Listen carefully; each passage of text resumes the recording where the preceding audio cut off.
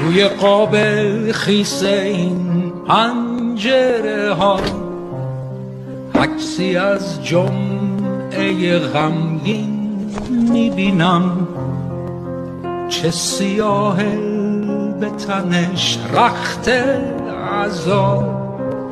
تو چشاش ابرای سنگین میبینم، داره از ابر سیاه میچکه جمعه ها جای بارون میچکه